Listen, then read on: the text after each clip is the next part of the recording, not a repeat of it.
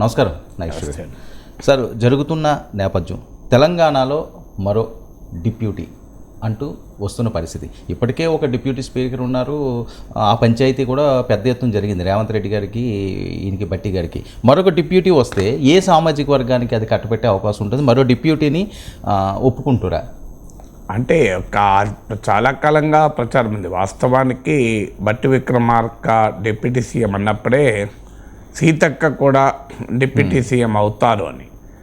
కానీ deputy CM అనేది మన రాజ్యాంగంలోని ఏర్పాటు కాదు. ఎవరైనా మంత్రులే, పొలిటికల్గా నోషనే తప్ప డిప్యూటీ సీఎం అనేది కాన్స్టిట్యూషనల్ నోషన్ కాదు. అందువల్ల మీకు బట్టి విక్రమార్క ప్రమాణ స్వీకారం చూసినా మంత్రిగా ప్రమాణం చేస్తున్నాడు, తెలంగాణ రాష్ట్ర మంత్రిగా అన్నాడు. కానీ తెలంగాణ రాష్ట్ర ఉప ముఖ్యమంత్రిగా ప్రమాణం చేస్తున్నానులే.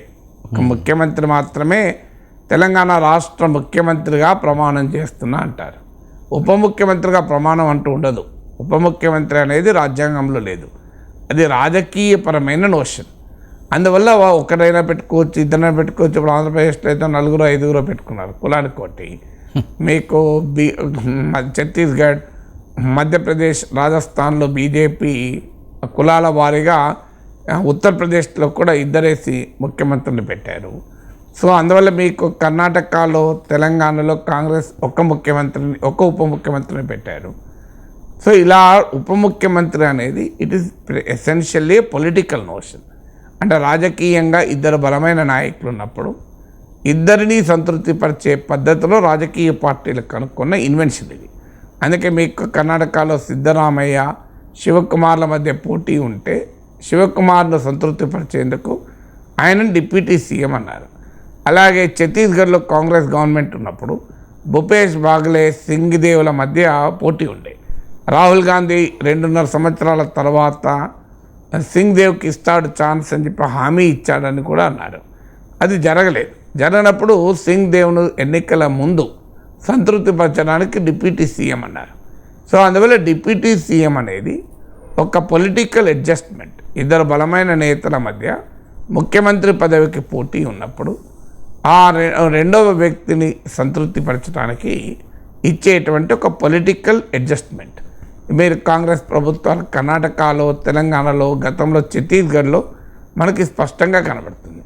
రెండవది ఏంటి అన్నప్పుడు ఒక ముఖ్యమంత్రి కానీ పార్టీ కానీ మేము వివిధ సామాజిక వర్గాలకు గుర్తింపిస్తున్నాం అని చెప్పుకోవటానికి ముఖ్యమంత్రి ఒక కమ్యూనిటీకి చెందిన వ్యక్తి అయితే మరో కమ్యూనిటీకి చెందిన వ్యక్తిని ఇవ్వడం ద్వారా ఒక సోషల్ ఈక్వేషన్స్ను బ్యాలెన్స్ చేస్తున్నామనే ఒక నరేటివ్ బిల్డ్ చేస్తానికి. ఇప్పుడు యూపీలో క్యాస్ట్ యోగి ఆదిత్యనాథ్ ఠాకూర్ కనుక ఆయనకు డిప్యూటీగా ఒక బీసీని పెట్టడం. సో రాజస్థాన్లో ఒక బ్రాహ్మణ్ ముఖ్యమంత్రి కనుక ఓ ఎస్సీనో బీసీనో ఉప ముఖ్యమంత్రులుగా పెట్టడం. ఆంధ్రప్రదేశ్లో ఒక రెడ్డి ముఖ్యమంత్రి కనుక ఓ ఎస్సీ, ఎస్టీ, ఓ బీసీ, ఒక మైనారిటీ, ఇలా లిస్ట్ చెప్పడం. ఇక్కడ తెలంగాణలో కేసీఆర్ దళితుల్ని ముఖ్యమంత్రి చేస్తానని అన్నాడు కనుక చేయలేదు కనుక కేసీఆర్ ముఖ్యమంత్రి కావడంతోనే ఒక ఎస్సీ, ఒక ముస్లింను డిప్యూటీ సీఎం చేయడం. అంటే వారికి ఏమీ బలం ఉండడం కాదు, ప్యూర్లీ సోషల్ ఈక్వేషన్స్. అంటే మేము ఆ కులాన్ని గుర్తించాము అనేటువంటి ఎత్తుగడ. ఇప్పుడు మూడో ఎత్తుగడ ఏంటంటే ఒక డిప్యూటీ సీఎం ఉంటే పవర్ కాన్సన్ట్రేట్ అవుతుంది, వారికి ప్రాధాన్యత పెరుగుతుంది. సీఎం తర్వాత అంతటి వాడుగా గుర్తింపు ఉంటుంది.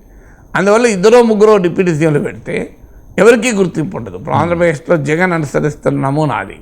సో ఏ డిప్యూటీ సీఎంకు కూడా ఇమేజ్ ఏమి ఉండదు. అంటే ఒక్కరుంటున్నామన్నా కనీసం జగన్ తర్వాత నెంబర్ 2 ఈయన అనే అభిప్రాయం ఉంటుంది. ఎవరు నెంబర్ 2 కాదు అనేటువంటి భావన కల్పించాలనుకుంటే డిప్యూటీ సీఎంను ఒక్కరే కాకుండా 3-2-4 పెట్టడం. దానికి ఒక ప్రాతిపదిక ఏంటంటే అన్ని సామాజిక వర్గాలని బ్యాలెన్స్ చేశామని. సామాజిక వర్గాలను బ్యాలెన్స్ చేసే క్రమంలో రాజకీయంగా కూడా పవర్ కాన్సన్ట్రేట్ కాకుండా చూడడం. సో ఇదొక ఎత్తుగడ. తెలంగాణలో కూడా ఈ నేపథ్యంలో చూసినప్పుడు బట్టి విక్రమార్క ఒక్కడే ఉండాలన్నది ఒక వాదన. దానివల్ల ఆయనకు సముచిత గుర్తింపు ఇచ్చినట్లు అవుతుంది అని. సో అలాంటప్పుడు రేవంత్ రెడ్డి, బట్టి విక్రమార్క సిద్ధరామయ్య, డికే శివకుమార్. వీళ్ళు ఇద్దరు ముఖ్యమంత్రి పదవికి పోటీ పడ్డారు కనుక వారికి ఇద్దరికి 1 and 2లో పెట్టామని. సో కానీ వివిధ సామాజిక వర్గాలను బ్యాలెన్స్ చేసినప్పుడు, వారికి కూడా ఉప ముఖ్యమంత్రి పదవి ఇచ్చినప్పుడు సామాజికంగా ఇతరులను గౌరవించాం అన్న భావన అనేది ఒక ఆర్గ్యుమెంట్ అయితే, అప్పుడు బట్టి విక్రమార్కకు ఉన్న గుర్తింపు ఆటోమేటిక్గా డిస్ట్రిబ్యూట్ అయిపోతుంది. సో అందువల్ల ఈ చర్చ కాంగ్రెస్ పార్టీలో మొదటి నుంచి జరిగి ఫైనల్గా ఒక బట్టి విక్రమార్కే ఉప ముఖ్యమంత్రి అయ్యారు. లేదంటే సీతక్క ఉప ముఖ్యమంత్రి అవుతారని ఇలా వార్తలకు కూడా వచ్చాయి. దామోదర్ రాజనరసింహ ఉప ముఖ్యమంత్రి అవుతారని, అంటే ఒక ఎస్టీ, ఒక బీసీ, ఒక మైనారిటీ, ఇలా ఆ చర్చ మొదలైంది. సో ఇప్పుడు కూడా ఆ చర్చ మళ్ళీ మొదలు కావటానికి ఇప్పుడే కాదు, మీరు ఈ చర్చ అనంతమైన నిరంతర చర్చగానే ఉంటుంది. ఎందుకంటే ఈ సోషల్ ఈక్వేషన్స్, ఈ పొలిటికల్ ఈక్వేషన్స్ అడ్జస్ట్ కావడం. అయితే కాంగ్రెస్ పార్టీ ఒక నిర్ణయం తీసుకోవాలి. ఈ అరేంజ్మెంట్ అంటే ఇద్దరు ముఖ్యమంత్రి పదవికి పోటీ పడ్డ నేతల మధ్య ముఖ్యమంత్రి ఉప ముఖ్యమంత్రి అనే అడ్జస్ట్మెంటా, లేదా ఒక ముఖ్యమంత్రి మాత్రమే ఉంటాడు, మిగతా వాళ్ళంతా సమానులే అనే భావన కలిగించాలా? ఈ పొలిటికల్ డిసిషన్ తీసుకుంటే అప్పుడు డిప్యూటీ సీఎం తేలుతుంది. రైట్ సార్, అసలు తెలంగాణలో మైనారిటీల ఆత్మగౌరవాన్ని బుల్డోజింగ్ కాంగ్రెస్ చేస్తుందని చెప్పి కేటీఆర్ ఆరోపణలో ఉన్న ఆంతర్యం ఏంటి సార్? అంటే కేటీఆర్ ఆరోపణ చేయడానికి ఆయన 2 డైమెన్షన్స్ చెప్పాడు. ఒకటి, ఇటీవల జనవరి 22 సందర్భాన నల్గొండలో, సంగారెడ్డిలో జరిగిన కొన్ని ఘటనలు ఆధారంగా చూడండి, మా హయాంలో మత సామరస్యంలో కలిపాం, కాంగ్రెస్ పార్టీ అది చేయలేకపోతుంది అని. దానికన్నా ముఖ్యంగా ఆయన చెప్పింది ఏంటంటే మంత్రివర్గంలో ముస్లిం లేడు. కారణం ఒక్క ఎమ్మెల్యే కూడా ముస్లిం లేడు అని చెప్తున్నారు. ఎమ్మెల్సీనిగా చేసి కూడా మంత్రిగా చేసి తర్వాత 6 నెలల లోపల ఎమ్మెల్సీ చేసే స్కోప్ ఉంటుంది. షబీర్ అలీని మంత్రి చేయకుండా మంత్రి హోదాలో అడ్వైజర్ ఇచ్చారు అన్నది బీఆర్ఎస్ ఆరోపణ. అంటే కాంగ్రెస్ పార్టీని అటాక్ చేస్తానికి ఒక బలమైన సామాజిక వర్గాన్ని కాంగ్రెస్కు దూరం కాకుండా చేయాలనే ఒక ఎత్తుగడలో భాగంగా కేటీఆర్ చేసిన విమర్శ. ఈ విమర్శలో ఉన్న వ్యూహం ఏంటి, అసలు ఈ విమర్శ చేసే అధికారం, అది అవకాశం బీఆర్ఎస్కు ఉందా? ఈ 2 డైమెన్షన్స్ వస్తాయి. వ్యూహం ఏంటి అంటే తెలంగాణలో మోర్ దెన్ 12% ముస్లిం పాపులేషన్ ఉంటుంది. అందులో హైదరాబాద్లో కేంద్రీకృతమై ఉంటుంది, మిగతా వాళ్ళు జిల్లాల్లో ఉంటారు. అనేక నియోజకవర్గాల్లో వీరి ప్రభావం ఉంటుంది. తెలంగాణ వచ్చాక 2014లో కానీ 2018లో కానీ ప్రధానంగా బీఆర్ఎస్ వెనకాల ఈ ఓటు ర్యాలీ అయింది. దానికి కారణం ఏంటంటే ఎంఐఎంతో బీఆర్ఎస్కున్న దోస్తీ కావచ్చు. సో అలాగే కాంగ్రెస్ పార్టీ 10 ఏళ్ల పాలన తర్వాత ఎదుర్కొన్న యాంటీ ఇన్కంబెన్సీ కావచ్చు. సో బీజేపీని నిలువరించింది కనుక బీఆర్ఎస్ అనే అభిప్రాయం కావచ్చు. కేసీఆర్కున్న సెక్యులర్ ఇమేజ్, ముస్లింలకు రెసిడెన్షియల్ స్కూళ్ళు ఇలాంటి కొన్ని పెట్టడం కావచ్చు. Especially BRS anti Modi stand తీసుకున్న తర్వాత ముస్లిం ఓటు ఇంకా కన్సాలిడేట్ అవుతుందని బీఆర్ఎస్ భావించింది. కానీ ఇటీవల అసెంబ్లీ ఎన్నికల్లో మనం స్టడీ చేస్తే క్లియర్గా 1/3 ముస్లిం ఓటర్స్ కాంగ్రెస్కు కూడా షిఫ్ట్ అయ్యారని మీకు పోస్ట్ పోల్ స్టడీస్ చెప్తున్నాయి. అంటే బీఆర్ఎస్కు ముస్లిం ఓటు పైన గుత్తాధిపత్యం లేదు. ముఖ్యంగా హైదరాబాద్ ఆవల ముస్లిం ఓటర్ కాంగ్రెస్ కూడా భారీగా షిఫ్ట్ అయ్యారు. లోక్సభ ఎన్నికల్లో ఇది ఇంకా ఎక్కువ షిఫ్ట్ అయ్యే అవకాశం ఉంటుంది. ఎందుకంటే లోక్సభ ఎన్నికలకు వచ్చే వరకు నరేటివ్ మారుతుంది. మోడీని ఓడించేది, బీజేపీని ఓడించేది కాంగ్రెసే అనే భావన వచ్చాక మైనారిటీ ఓటు మరింతగా కాంగ్రెస్ వైపు గ్రావిటేట్ మరలే అవకాశం ఉంటుంది. కర్ణాటకలో ఈ అనుభవం ఉంది. బీజేపీని ఓడించగలిగే బలమైన ఫోర్స్గా కాంగ్రెస్ ఉండడంతో జేడీఎస్ వెనకాలన్న ముస్లిం ఓటర్ కూడా కాంగ్రెస్ షిఫ్ట్ అయ్యాడు. అలాగే యూపీలో సమాజ్వాదీ పార్టీ ముస్లిం ఓటు పైన గ్రిప్ ఉన్నా కూడా ఇటీవల కొన్ని మున్సిపల్ ఎన్నికల్లో కాంగ్రెస్ పార్టీ కూడా ఓటేశారు. అందువల్ల రేపు లోక్సభ ఎన్నికల్లో మారిన నెరేటివ్లో కర్ణాటకలో జేడీఎస్ ఎలా ముస్లిం ఓట్ను అసెంబ్లీ ఎన్నికల్లో కోల్పోయిందో పార్లమెంట్ ఎన్నికల్లో మరింతగా బీఆర్ఎస్ కోల్పోయే అవకాశం ఉంది. అసెంబ్లీ ఎన్నికల్లోనే ముస్లిం ఓటు బీఆర్ఎస్ నుంచి కొంచెం గణనీయంగా కాంగ్రెస్ షిఫ్ట్ అయింది. లోక్సభ ఎన్నికల్లో ఈ షిఫ్ట్ మరింతగా పెరిగే అవకాశం ఉంది. కారణం కాంగ్రెస్ రాష్ట్రంలో అధికారంలో ఉంది, బీఆర్ఎస్ ఓడిపోయింది. దేశంలో బీజేపీని ఎదిరించగలిగే సత్తా ఉన్న పార్టీ కాంగ్రెస్ కనుక.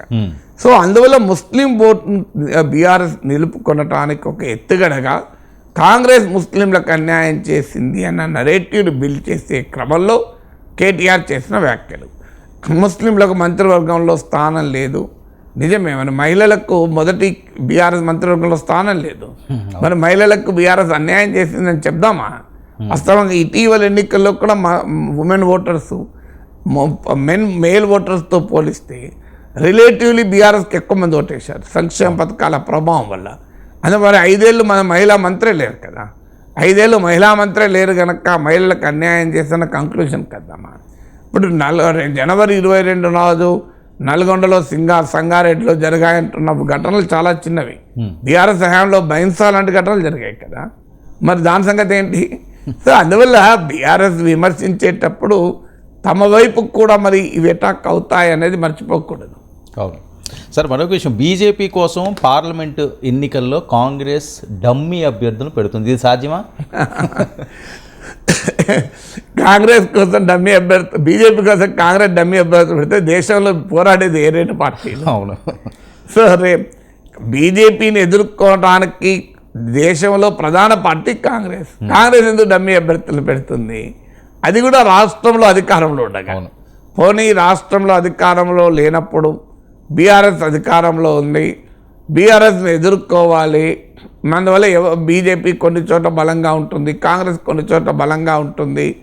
ఏదో ఇద్దరు కూడా సీట్లు గెలుచుకోవడానికి వ్యూహాత్మక అండర్స్టాండింగ్కి వచ్చారు అంటే దానికైనా లాజిక్ ఉంటుంది.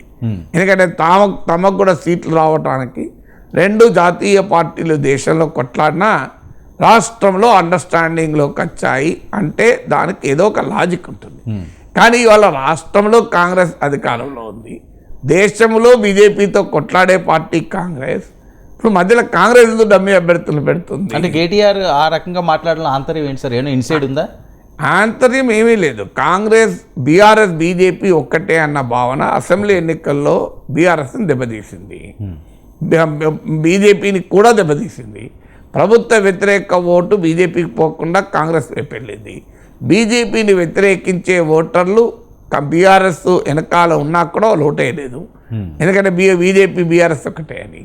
రేపు అసెంబ్లీ ఎన్నికల్లోనే ఇది జరిగితే జాతీయ ఎన్నికలకు వచ్చే వరకు బీజేపీ వర్సెస్ కాంగ్రెస్గా ఉంటుంది రాజకీయం. ఉన్నప్పుడు బీఆర్ఎస్ పాత్ర ప్రశ్నార్థకమవుతుంది. అంటే బీఆర్ఎస్ బీజేపీకి అనుకూలంగా ఉంది అన్న వాదన మరింతగా ప్రజలు నమ్మే అవకాశం ఉంటుంది. అది బీఆర్ఎస్ను పార్లమెంట్ ఎన్నికలు ఇంకా దెబ్బతీస్తుంది. ఎందుకంటే ఆ దెబ్బ తినకుండా ఉండేందుకు బీఆర్ఎస్ చెప్పదలుచుకున్న ఏంటంటే కాంగ్రెస్ బీజేపీ ఒక్కటే అని. సో అందుకే ఇప్పుడు ఆయన కేటీఆర్ అన్న మాటల్లో కాంగ్రెస్ ప్రభుత్వంలో ముస్లిం ఎందుకు లేడు అంటే ఆర్ఎస్ఎస్ మైండ్ సెట్ ఉన్న రేవంత్ రెడ్డి సీఎం ఉన్నాడు కనుక. సో రేవంత్ రెడ్డి ప్రాంతీయ పార్టీ నడుపుతలేడు, జాతీయ పార్టీ. అది కాంగ్రెస్ పార్టీ. కాంగ్రెస్ పార్టీ పోరాటం ఆర్ఎస్ఎస్ పైన, ఆర్ఎస్ఎస్ మైండ్ సెట్ పైన బీఆర్ఎస్ పోరాడుతుందా, కాంగ్రెస్ పోరాడుతుందా? బీఆర్ఎస్ ఏమంటే దుబ్బాక ఎన్నిక దాకా బీజేపీ ఒక్క మాట లేక మనకు తెలియదా? దుబ్బాక ఎన్నికలలో ఓడిపోయాకనే బీజేపీని అటాక్ మొదలుపెట్టారు. సో రేపు రాష్ట్రంలో ప్రధాన ప్రత్యర్థులైన కాంగ్రెస్ బీఆర్ఎస్ దేశంలో కలిసే అవకాశం లేదు. దేశంలో బీఆర్ఎస్ ఎవరితో కలుస్తుంది? కలిస్తే గెలిస్తే బీజేపీతోనే కదా. 2009లో టీడీపీ లెఫ్ట్ మహాకూటమిగా పోటీ చేసిన తర్వాత కూడా జాతీయ ఎన్నికల్లో బీజేపీ గెలుస్తుంది అన్న సూచనలు వస్తేనే కేసీఆర్ బీజేపీ వైపు వెళ్ళాడు. సూచనలే, అప్పటికి రిజల్ట్ రాలేదు. సో అందరికీ తెలుసు బీఆర్ఎస్ కలవడానికి స్కోప్ ఉంది, బీఆర్ఎస్ బీజేపీయే. అయితే ఈ మాట, ఈ భావన బీఆర్ఎస్ దెబ్బతీస్తుంది. దానికి కౌంటర్గా బీజేపీ కాంగ్రెస్ ఒక్కటే అని చెప్పాలి. దాన్ని చెప్పడానికి చూడు కృష్ణా నది ప్రాజెక్టు తీసుకుపోయి బీజేపీకి అప్పచెప్పారు. అలాగే చూడు ముస్లింలు లేరు, ఎందుకంటే బీజేపీ ప్రభుత్వాల్లో కూడా ముస్లింలు లేరు, మోడీ ప్రభుత్వంలో ముస్లింలు లేరు, అలాగే ఇక్కడ రేవంత్ ప్రభుత్వంలో ముస్లింలు లేరు అనేటువంటి ఒక విమర్శ. అందువల్ల ఈ బీజేపీ కాంగ్రెస్ ఒక్కటే అని చెప్పే క్రమంలో చేస్తున్నటువంటి విమర్శలు ఇదొకటి. కానీ ఇది రాజకీయంగా క్లిక్ కాదు. మరి బీఆర్ఎస్ నాయకత్వం ఎందుకు ఈ రకంగా వ్యూహాత్మకంగా ఆలోచించలేకపోతున్నారు అని. సో కాంగ్రెస్ ప్రభుత్వంలో ముస్లిం లేరంటే కాంగ్రెస్ బీజేపీ ఒకటే అంటే ఇట్లా నమ్ముతారండి జనం. దేశంలో కొట్లాడేది కాంగ్రెస్ బీజేపీ అయితే ఈ రెండు పార్టీలు ఒకటే, బీజేపీ కోసం కాంగ్రెస్ డమ్మీ అభ్యర్థులను పెడుతుంది అని చెప్పే నరేటివ్ జనం యాక్సెప్ట్ చేయరు. అంటే బీఆర్ఎస్కు బీజేపీకి సంబంధం లేదని చెప్పే క్రమంలో కాంగ్రెస్ బీజేపీ ఒకటే అనే ఆ వాదన తీసుకొస్తున్నారు. దానికన్నా బీఆర్ఎస్కి లాభం అయ్యేది ఏంటంటే మోడీ ప్రభుత్వ విధానాల పైన గట్టిగా పోరాడగలిగితే అప్పుడు బీఆర్ఎస్ క్రెడిబిలిటీ వస్తుంది. మీరు ఎన్ని చెప్పినా బీజేపీ కాంగ్రెస్ ఒక్కటే అని దేశంలో ఎవడు అనుకోరు. ఆ రెండు పార్టీలు పోటీ పడుతున్నాయి కనుక. సో అందువల్ల బీఆర్ఎస్ టైం వేస్ట్ తప్పి ఉండదు. బీజేపీ కాంగ్రెస్ ఒక్కటే, ఈ రెండు పార్టీలు కలిసి మా మీద పడతాయంటే ఎవరు ఒప్పుకుంటాడు? చెప్పదలుచుకున్న మోడీ ప్రభుత్వ విధానాలపైన బలమైన పోరాటం కనుక నడిపితే అప్పుడు బీఆర్ఎస్ నమ్ముతారు బీజేపీతో సంబంధం లేదని. అది వదిలేసి ఇంకా బీజేపీకి అనుకూలమైన మైండ్ సెట్తో మాట్లాడుతున్నారు. ఇటీవల కవిత మాట్లాడారు, హిందువుల మనోభావాలను కాంగ్రెస్ ఎప్పుడు దెబ్బతీస్తుంది, హిందూ వ్యతిరేక డిఎన్ఏ కాంగ్రెస్లో ఉంది. సో ఇలాంటి వ్యాఖ్యలు బీఆర్ఎస్ నాయకురాల కవిత చేస్తుంటే జనం బీఆర్ఎస్ బీజేపీ ఒకటే నమ్మకపోతే ఏం చేస్తారండి? సో ఒకవైపు మీరు దాదాపు ఒక బీజేపీ నాయకురాలు మాట్లాడిన రీతిలో మాట్లాడారు, హిందూ వ్యతిరేక డిఎన్ఏ కాంగ్రెస్లో ఉంది అని. అలా మాట్లాడేది బీజేపీ నాయకుల క్రిటిసిజం కదా, బీఆర్ఎస్ నాయకుల క్రిటిసిజం కాదు. అంటే ఒకవైపు బీజేపీ నాయకుల టోన్లో మాట్లాడుతూ మళ్ళీ మాకు బీజేపీతో సంబంధం లేదు, కాంగ్రెస్తో బీజేపీ సంబంధం అంటే జనం నమ్మరు కదా. అందువల్ల ఇప్పటికీ మరి స్ట్రాటజీ ఉండాలి. స్ట్రాటజీ ఏమో ఉండాల్సిందేమో మోడీ ప్రభుత్వం పైన తాము నిజంగా పోరాడతాము అనే నమ్మకం కల్పించాలి. ఆ నమ్మకం వదిలేదు కాంగ్రెస్ బీజేపీ ఒకటే, బీజేపీ కూడా కాంగ్రెస్ డమ్మీ అభ్యర్థులను పెడుతుంది, Revanth Reddy RSS mind set, ఇవి జనాన్ని ఎలా కన్విన్స్ చేస్తాయంటే రేవంత్ రెడ్డి ఇలా కాంగ్రెస్ ముఖ్యమంత్రి కదా. ఏబీపీ నేపథ్యం ఉన్న వాళ్ళు బీఆర్ఎస్లో కూడా ఉన్నారు. దాసో శ్రవణ్ ఏబీపీ నేపథ్యం లేడా? మాతో పాటు యూనివర్సిటీలో ఏబీపీ లీడర్ అయినా మా దగ్గర ఉన్నప్పుడు. ఎస్ఎఫ్ఐ నేపథ్యం ఉన్న పల్లా రాజేశ్వర రెడ్డి బీఆర్ఎస్లో లేడా? ఎస్ఎఫ్ఐ నాయకుడిగా ఉన్న టాటా మధు బీఆర్ఎస్లో లేడా? నక్సలైట్ సంఘాల నేపథ్యం ఉన్న జగదీష్ రెడ్డి, కర్ణ ప్రభాకర్ వీళ్ళంతా బీఆర్ఎస్లో లేరా? అసలు నక్సలైట్ విద్యార్థి నేపథ్యం ఉన్న ఈటల రాజేందర్ బీజేపీలో లేడా? సో ఇలా ఈ పార్టీ ఆ పార్టీ ఏమన్నది? సో రకరకాల విద్యార్థి సంఘ నేపథ్యాలు ఉన్న వాళ్ళు రాజకీయాల్లో డిఫరెంట్ పార్టీస్లో ఉంటున్నారు, మన కళ్ళ ముందు చూస్తున్నాం కదా.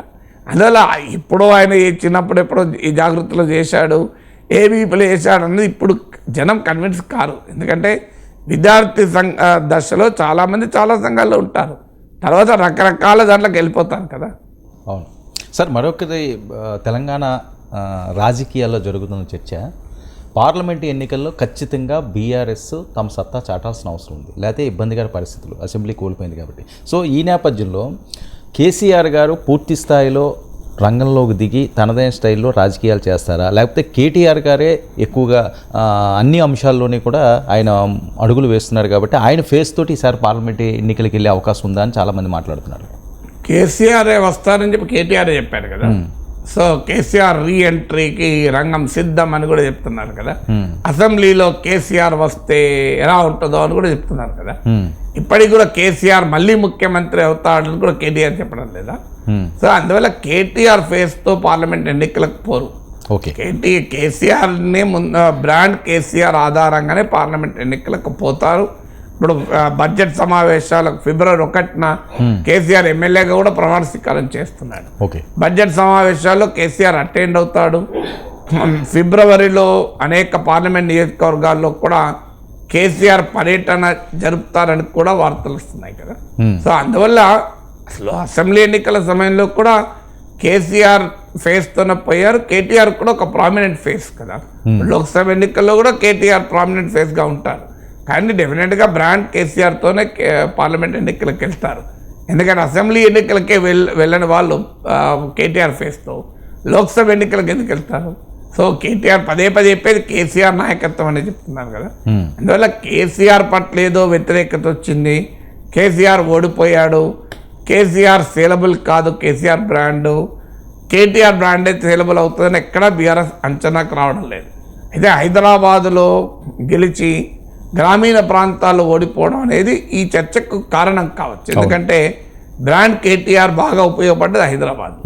సో అందువల్ల తెలంగాణ మొత్తం కూడా బ్రాండ్ కేటీఆర్తో పోతే ఇంకా బీఆర్ఎస్కి లాభం అవుతుందా అంటే ఆ స్థితిలో ఇప్పుడు బీఆర్ఎస్ ఉందని అనుకోను. కేసీఆర్ ఓడిపోవచ్చు, కానీ కేసీఆర్ పట్ల ప్రజల్లో అంత బలమైన వ్యతిరేకత ఉంది అని అంచనాలో బీఆర్ఎస్ లేదు. ఓకే, ఏమైనా కొన్ని పొరపాట్ల వల్ల ఓడిపోయాము, కొన్ని తప్పిదాలు ఓడిపోయామని. అందువల్ల మీకు పోస్ట్ పోల్ స్టడీస్ కూడా చెప్తున్నది ఏంటంటే కేసీఆర్ పట్ల సానుకూలంగా ఉన్న వాళ్ళకు కూడా ఈసారి కాంగ్రెస్ కొట్టేశారు. అందువల్ల కేసీఆర్ పట్ల బలమైన వ్యతిరేకత కన్నా వివిధ కారణాల రీత్యా అందుబాటులో ఉండడని, యాటిట్యూడ్ ఫ్యాక్టర్ను, సిట్టింగ్ ఎమ్మెల్యేలపైన వ్యతిరేకత, ఓటర్ ఫ్యాటిక్, ఎప్పటికి వీళ్ళైనా 10 ఏళ్ళు ఓ మార్పు కావాలి, ఇలాంటి ఫ్యాక్టర్స్ వల్ల ఓడిపోయాడు కనుక అసెంబ్లీ ఎన్నికల్లో ఒక్కసారి ఓటు వేయడంతో ఆ భావన అయిపోతుంది. ఓకే, ఎందుకంటే ఆ కోపం తీర్చేసుకున్నారు. ఒకసారి దక్కా తగలాలి కేసీఆర్, ఒకసారి సంగతి తెలియాలనుకున్నారు, తెలిసింది. ఇక కేసీఆర్ పట్ల ఆ కసి ఉండదు, ఏమైనా ఉంటే సింపతి ఉంటుంది అనే అభిప్రాయంతో బీఆర్ఎస్ నాయకులు ఉన్నారు కనుక ఎట్టి పరిస్థితుల్లో బ్రాండ్ కేసీఆర్తోనే పోతారు. కేటీఆర్ అసెంబ్లీ ఎన్నికల సమయంలో కూడా తన స్టైల్లో తాను పనిచేశాడు కదా, ఇప్పుడు కూడా అది కంటిన్యూ అవుతుంది. అందువల్ల బ్రాండ్ కేసీఆర్, బ్రాండ్ కేటీఆర్ల మధ్య ఏదో పోటీ ఉందనుకుంటే భ్రమ. ఓకే సార్, విభజన హామీలపై కొట్లాడేది మేమే, బీఆర్ఎస్ మాట్లాడే అంశం. ఈరోజు విభజించింది కాంగ్రెస్ పార్టీ ఇక్కడ అధికారంలో ఉంది. షర్మిలతోటి ఆంధ్రప్రదేశ్లో కూడా కాంగ్రెస్ తమ సత్తా చాటాలనుకుంటున్నారు, గతాన్ని పునరావృతం చేయాలనుకుంటున్నారు. ఈ టైంలో విభజన హామీలని మేమే కొట్లాడుతున్నాం అని చెప్పి బీఆర్ఎస్ క్లెయిమ్ చేయడం అంటే బీఆర్ఎస్కు పెద్ద ఛాలెంజ్ ఏంటంటే, ఓకే, అసెంబ్లీ ఎన్నికలకు ఒక పొలిటికల్ నరేటివ్ ఉండే, కేసీఆర్ను 3వ సారి గెలిపించండి, కేసీఆర్ను హ్యాట్రిక్ చేయాలి, 10 ఏళ్ళుగా అభివృద్ధి చేసి సంక్షేమాన్ని ఇచ్చిన కేసీఆర్కు ఓటేయాలి అని చెప్తున్నారు. పార్లమెంట్ ఎన్నికలకు ఏం చెప్పాలి? ఈ ప్రశ్న ప్రతిసారి పార్లమెంట్ ఎన్నికలప్పుడు బీఆర్ఎస్ ఎదుర్కొంటోంది. ఆ ప్రశ్నకు ఆన్సర్గానే కాంగ్రెసేతర, బీజేపీయేతర పార్టీల కూటమి అంటూ దేశమంతా కేసీఆర్ తిరిగారు. మనందరికీ తెలుసు, స్టాలిన్, ఉద్ధవ్ థాక్రే, శరద్ పవార్, హేమంత్ సోరెన్, నితీష్ కుమార్, అరవింద్ కేజ్రీవాల్, అఖిలేష్ యాదవ్, ఇలా అనేక మంది నాయకులతో సమావేశమయ్యారు. సో ఆ ప్రక్రియ అంతా పూర్తయినా అది విశ్వాసాన్ని కల్పించలేదు. ఎందుకంటే కేసీఆర్ కలిసిందల్లా కాంగ్రెస్ పార్టీతో పొత్తులో ఉన్నవారు లేదా కాంగ్రెస్తో కలిసే అవకాశం ఉన్నవాళ్ళు. మమతా బెనర్జీ, పినరాయి విజయన్, ఇలా మొత్తం లిస్ట్ అంతా చూస్తే బీజేపీకి సన్నిహితంగా ఉండి బీజేపీ నుంచి ఎవరినైనా లాక్కునే ప్రయత్నం కేసీఆర్ ఎక్కడ చేయలేదు. సో దాంతో ఆ ప్రాజెక్టులో కాంగ్రెస్ను దూరం చేయాలి కాంగ్రెస్ మిత్రులకు అని ఒక ప్రయత్నం చేశారు. కానీ ఎవరు కూడా సహకరించలేదు, కాంగ్రెస్ను వదులుకోవటానికి ఎవరు సిద్ధపడలేదు. సో ఆ దశలో ఇక తానే భారత రాష్ట్ర సమితి అని పెట్టారు. ఆ ప్రయోగం కూడా ఘోరంగా విఫలమైంది. అది ఇప్పుడు పునరాలోచనలో పడ్డ అసలు బీఆర్ఎస్ఏ పేరు తీసేసి మళ్ళీ టీఆర్ఎస్ఏనే పెట్టుకోవాలా అని. సో మరి పార్లమెంట్ ఎన్నికలకు ఏమని చెప్పి ఎన్నికలకు పోతారు? పోనీ మోడీకి వ్యతిరేకంగా మేమే మనగాళ్ళమని చెప్దామంటే తెలంగాణలో కాంగ్రెస్ అధికారంలోకి వచ్చింది. దేశమంతటా బీజేపీని ఎదుర్కొనేది కాంగ్రెస్. అలాంటప్పుడు పోనీ బీఆర్ఎస్ అధికారంలో ఉంటే కాంగ్రెస్ చేత కాదు, బీజేపీని సంగతి తెలిసిన మాకే చేతనైతే చెప్పచ్చు. అందువల్ల ఇవాళ ఏ పొలిటికల్ నరేటివ్తో పోవాలో అర్థం కాని ఒక సంకోచం బీఆర్ఎస్లో ఉంది. దాని నుంచి వాళ్ళు కనుగొన్నటువంటి ఒక ఫార్ములా ఏంటంటే తెలంగాణ అస్తిత్వవాదమే మనకు శ్రీరామ రక్ష, అంటే go back to the roots, go to the basics అనే భావనకు వచ్చి అసలు బీఆర్ఎస్ అనే పేరే మార్చుకుందామన్న ఆలోచన, తెలంగాణ ఉద్యమ నేత అయిన కేసీఆర్ బ్రాండ్తోనే మళ్ళీ పోవాలి రీఎంట్రీతో అనే ఆలోచన. దీంతో పాటు తెలంగాణ హక్కులు సాధించాలంటే పార్లమెంట్లో జాతీయ పార్టీలు కావు, ప్రాంతీయ పార్టీ అయితేనే సాధ్యమవుతుంది అనే భావన ఇవాళ రేపు ఎన్నికలకు నరేటివ్. సో ఆ ఉద్దేశంతోనే బీఆర్ఎస్ ఈ మాటలు చెప్తోంది. కానీ విభజన హామీలను 10 ఏళ్ళు మీరు అధికారంలో ఉండగా వాటికి సాధించలేనిది ప్రతిపక్షంలో ఉండి సాధిస్తామంటే జనం అంగీకరిస్తారా? సో 10 ఏళ్ళు అధికారంలో ఉన్నారు, అందులో మొదటి 5 ఏళ్ళు మోడీతో మంచి సంబంధాలు ఉన్నాయి. మీరు మరి ఎన్నడన్నా 1 లక్ష మందిని సమీకరించి విభజన హామీల కోసం మోడీపై శంకారావం అని బీఆర్ఎస్ ఎప్పుడన్నా ప్రోగ్రాం పెట్టిందా? ఒక 5,000 మందితో ఎప్పుడన్నా విభజన హామీల కోసం పోరాటం అన్నరా? ఆంధ్రప్రదేశ్లో 2019 వరకు అన్ని పార్టీలు ప్రత్యేక హోదా గురించి మాట్లాడాయి. 2019 తర్వాత వైసీపీ టీడీపీ దాన్ని వదిలేసింది. ఏదో మాట మనకు అప్పుడప్పుడు స్టేట్మెంట్లు ఇస్తారు. తెలంగాణలో 2014 నుంచి లేదు కదా. అవును. బయ్యారం స్టీల్ ప్లాంట్ కొరకు ఒక ర్యాలీ జరిగిందా? బీఆర్ఎస్ ర్యాలీ చేసిందా? ఒక్క ర్యాలీ స్టేట్మెంట్ల వరకు ఇచ్చారు, నేను ఒప్పుకుంటాను. ప్రెస్ కాన్ఫరెన్స్లో మాట్లాడారు, పార్లమెంట్లో మాట్లాడారు. పార్లమెంట్లో దుబాకా ఎలక్షన్ అయి బీజేపీ బలమైన ఫోర్స్గా ఎమర్జ్ అయ్యేంత వరకు మోడీ ప్రభుత్వానికి అనేక అంశాల్లో పార్లమెంట్లో బీఆర్ఎస్ సపోర్ట్ చేసింది, డిమానిటైజేషన్తో సహా. ఎందుకంటే మాకు ఇష్యూ బేస్డ్ సపోర్ట్, మాకు తెలంగాణ ముఖ్యం అన్నారు కదా. కానీ ఆ కండిషన్లు ఏమైనా పెట్టారా సపోర్ట్ చేసే ముందు? మీరు బయ్యారం స్టీల్ ప్లాంట్ ఇస్తేనే అని. కాజీపేట కోచ్ ఫ్యాక్టరీ కొరకు 10,000 మంది ఇక్కడ ర్యాలీ జరిగిందా? ఐటీఐఆర్ ప్రాజెక్ట్ కొరకు హైదరాబాద్లో ఒక 10,000 మందితో ఇందిరా పార్క్లో బీఆర్ఎస్ ధర్నా జరిపిందా?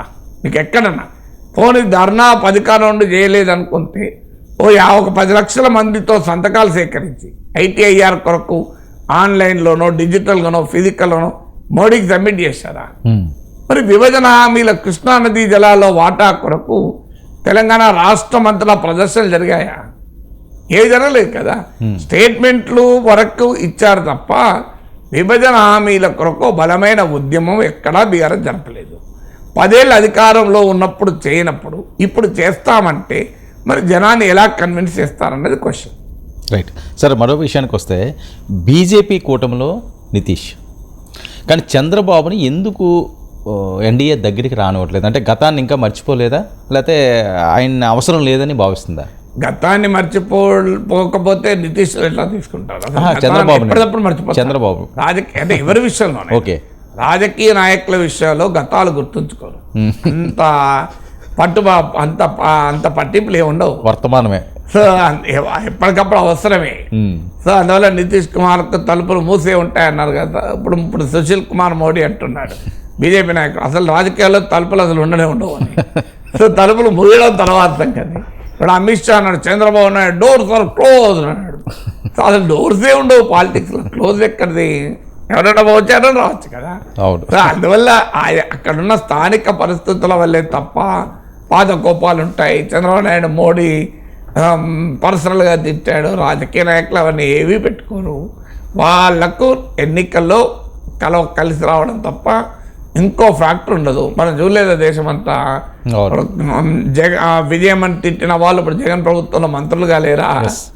సో కేసీఆర్ తిట్టిన వాళ్ళు కేసీఆర్ క్యాబినెట్లో మంత్రులుగా లేరా? మనం చూడలేదు ఇవన్నీ. ఒక పార్టీని ఒక నాయకుడిని భయంకరంగా తిట్టి తెల్లారి పొద్దున ఆ పార్టీలో చేరరా?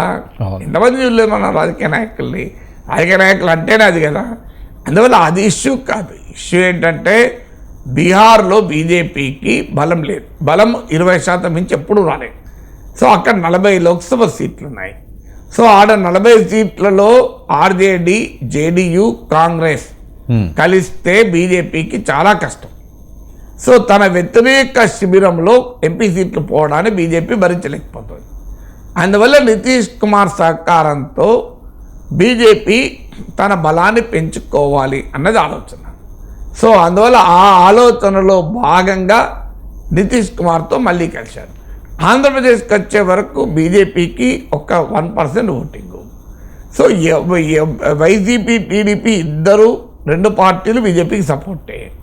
2 పార్టీల ఎంపీలు కలిసి బీజేపీకి ఓటేశారు. మీరు పార్లమెంట్లో ఓటింగ్ ప్రక్రియ తీయండి. వైసీపీ, టీడీపీ గత 5 ఏళ్లలో ఒకే రకంగా ఓటేశారు, తేడా ఏమీ లేదు. బీజేపీ పైన అవిశ్వాస తీర్మానంలో 2 మద్దతు ఇచ్చారు. రాష్ట్రపతి ఎన్నికల్లో 2 మద్దతు ఇచ్చారు బీజేపీకి. ఉపరాష్ట్రపతి ఎన్నికల్లో 2 మద్దతు ఇచ్చారు. దాదాపు ప్రతి బిల్లు పైన వైసీపీ, టీడీపీ ఒకే రకంగా ఓటేశారు పార్లమెంట్లో. మనకి ఆంధ్రప్రదేశ్లో కొట్లాడ, ఢిల్లీలో కొట్లాడే లేదు. వాళ్ళు 25 మంది ఎంపీలు ఒకే రకంగా. అందువల్ల బీజేపీకి 25 మంది ఎంపీలు ఆంధ్రప్రదేశ్లో ఎలాగూ ఉన్నారు.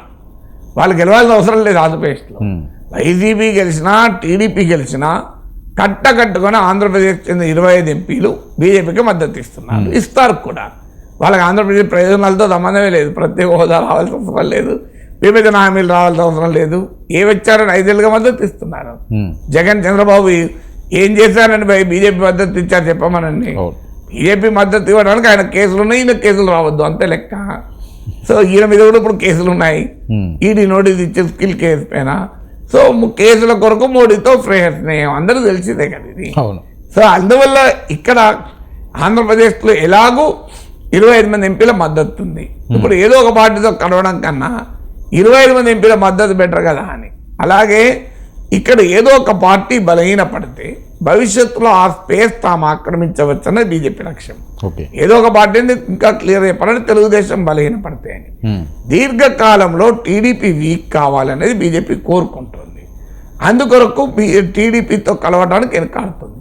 కానీ దీర్ఘకాలంలో టీడీపీ దెబ్బతింటే బీజేపీ పెరగడం సంగతి తర్వాత. ఇప్పుడు ఏం సంగతి? ఇప్పుడు అసలు బీజేపీకి ఒక్క సీట్ రాకపోతే ఎట్లా అనే ఆలోచనలో టీడీపీతో కలవాలి అని. అందువల్ల ఆ కన్ఫ్యూజన్లో ఉన్నారు.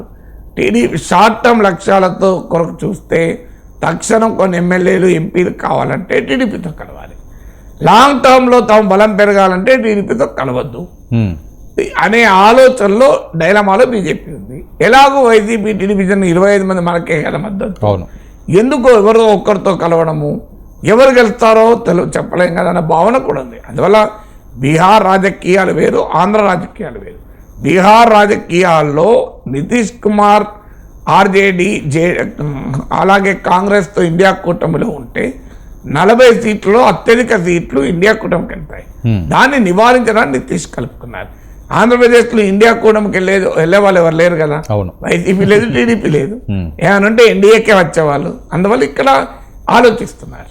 ఓకే సార్, మరొక అంశానికి వస్తే ఆంధ్రప్రదేశ్ రాజకీయాల్లో జరుగుతున్న పరిణామాలు.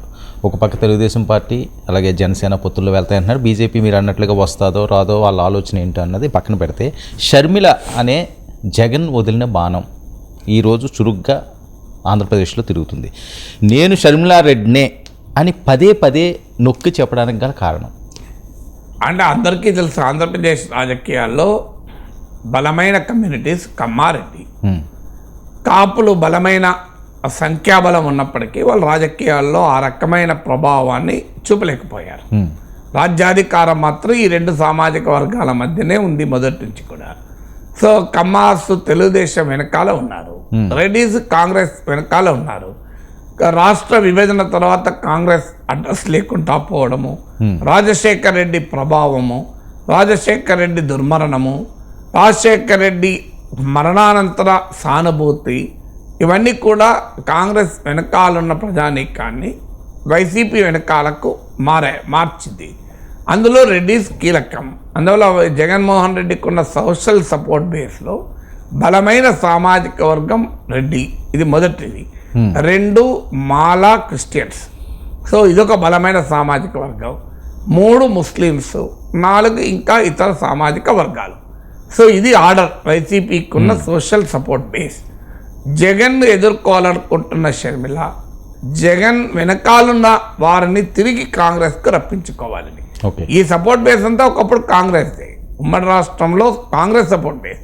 టీడీపీ సపోర్ట్ బేస్ ప్రధానంగా బీసీలు సపోర్ట్. అంటే ఒక కులం మొత్తం ఒక పార్టీకి ఓటేస్తాను కాదు. సో టీడీపీకి ఓటేసే రెడ్లు ఉంటారు, కాంగ్రెస్ ఓటేసే కమ్మాస్ ఉంటారు, వైసీపీ ఓటేసే కమ్మాలు కూడా ఉంటారు. అది సమస్య కాదు. కానీ డామినెంట్ ట్రెండ్ మాత్రమే చెప్పేది. సో ఈ సోషల్ అప్పుడు వైసీపీ కాంగ్రెస్ నుంచి వైసీపీకి వెళ్ళిపోయిన సోషల్ సపోర్ట్ బేస్ను తిరిగి కాంగ్రెస్కి రప్పించుకోవాలి అన్నది షర్మిల వ్యూహం. ఎందుకంటే రాజశేఖర్ రెడ్డి బిడ్డగా ఆ వారసత్వంలో వాటా కోరుతోంది కనుక.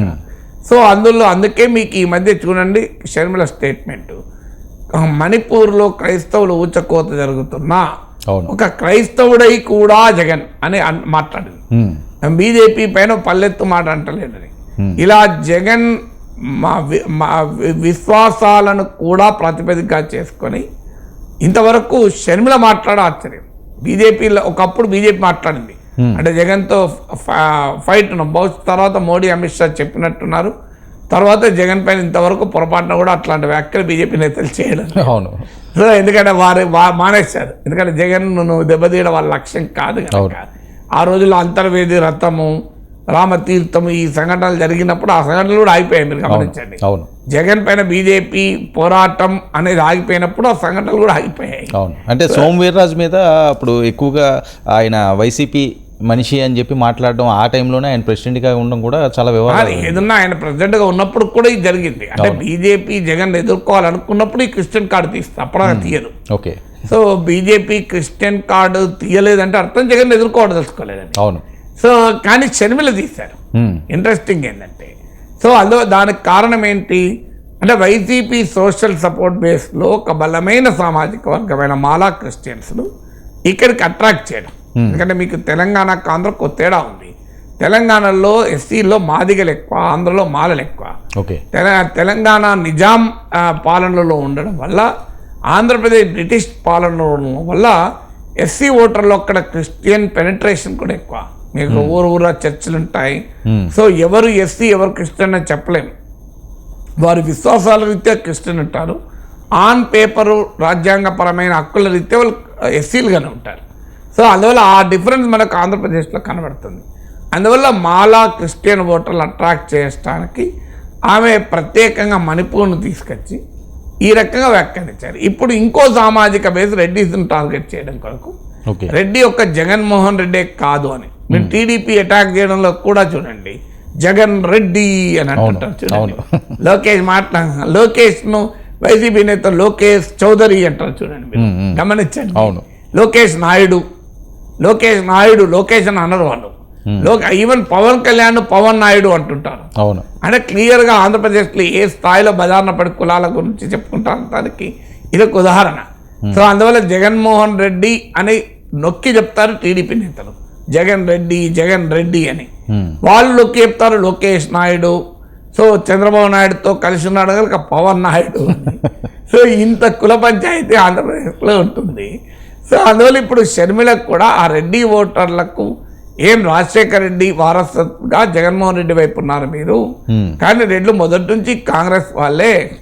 ఇవాళ రాజశేఖర రెడ్డి బిడ్డగా నేను వచ్చాను షర్మిలారెడ్డిని, నేను షర్మిలారెడ్డిని అని చెప్పడం ద్వారా రెడ్డి ఐడెంటిటీని ప్రజెంట్ చేసుకోవడం ద్వారా రెడ్డి ఓటర్లను కూడా తమ వైపు తిప్పుకునే ప్రయత్నం చేస్తాం. ఓకే. మరొక వైపు ఆవిడ బయట ఒకటి చాలా వైరల్ అవుతుంది సార్, వైఎస్ఆర్సీపీలో వైఎస్ఆర్ లేడు అన్నది ఆవిడ మాట్లాడే అంశం. ఒక్కసారిగా బయట వినిపిస్తాను, ఒకసారి బయట ప్లే చేయండి అమ్మా షర్మిల్ది. మీది వైఎస్ఆర్ కాంగ్రెస్ పార్టీ కాదు. వై అంటే వైవి సుబ్బారెడ్డి గారు, ఎస్ అంటే సాయిరెడ్డి గారు, ఆర్ అంటే రామకృష్ణ సజ్జల రామకృష్ణ గారు. ఇలా తయారయ్యింది ఈ రోజు వైఎస్ఆర్ కాంగ్రెస్ పార్టీ. దీంట్లో వైఎస్ఆర్ గారు లేరు. ఇది జగన్ రెడ్డి పార్టీ, ఇది నియంత పార్టీ, ఇది ప్రజలను పట్టించుకోని పార్టీ, ప్రజా సమస్యలను పట్టించుకోని పార్టీ, ప్రజల ప్రయోజనాలను తాకట్టు పెట్టి బీజేపీకి బానిస అయిన పార్టీ. ముప్పేటి దాడి చేస్తున్నారు నా మీద, అన్ని వైపుల నుంచి దాడి చేస్తున్నారు నా మీద. నా సొంత వాళ్ళు అనుకొని 3800 కిలోమీటర్ల పాదయాత్ర చేశాను. నా బిడ్డలను నా ఇంటిని పక్కన పెట్టి వైసీపీ పార్టీని ఒకప్పుడు నా భుజస్కంధాల మీద వేసుకొని నిలబెట్టాను. మనసు పెట్టి పనిచేశాను, నా రక్తం దారపోసాను, నా చెమట దారపోసాను. అదే వైసీపీ పార్టీ ఈ రోజు నా మీద దాడి చేస్తుంది. నా మీద ఎన్ని రకాలుగా దాడి చేసినా పర్వాలేదు. ఇక్కడ ఉన్నది రాజశేఖర రెడ్డి బిడ్డ, ఇక్కడ భయపడే వాళ్ళు ఎవ్వరూ లేరు. మీకు చేతనైంది చేసుకోండి. నేను రెడీ, మీరు రెడీయా? నేను రెడీ, మీరు రెడీయా? రైట్ సార్, ఇది షర్మిల గారు డైరెక్ట్ గా ఇచ్చిన అటాక్. అంటే అప్పుడు అంటే వైఎస్ఆర్ కాంగ్రెస్ వెనకాల ఉన్న సోషల్ సపోర్ట్ బేస్ ను షర్మిల టార్గెట్ చేస్తుంది.